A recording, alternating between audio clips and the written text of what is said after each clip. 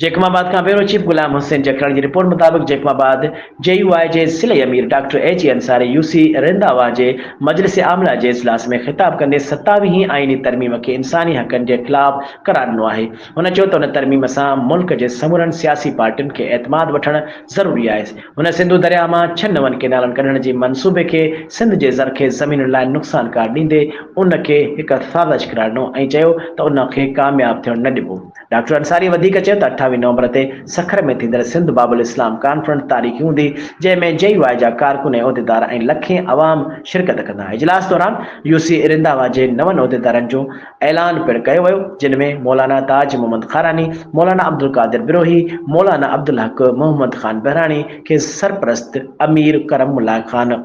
खारानी नायब अमीर, खैर बख्श जतोई, जंगल खान खारानी, अली अकबर बिरोही, नसीब बहरानी ऐं शरीफुल्लाह खारानी थी विया जॾहिं त M अतहर हक़ानी खे जनरल सेक्रेटरी नाज़मीन, वली मोहम्मद खारानी, मुमताज़ अली बहरानी, मौलाना अताउल्लाह सजाद अली बिरोही, प्रेस सेक्रेटरी असदुल्लाह हैदरी, नाज़िम मालियात जलील अहमद खारानी, सालार अब्दुल वहाब जतोई समेत 5 रज़ाकार मुक़रर कया विया। उहिदेदारनि दीन ऐं धरतीअ जे लाइ जिदोजहद जारी रखण जो अज़म वर्जायो। 28 नवंबर ते सिंध बाबुल इस्लाम कॉन्फ्रेंस सखर लाइ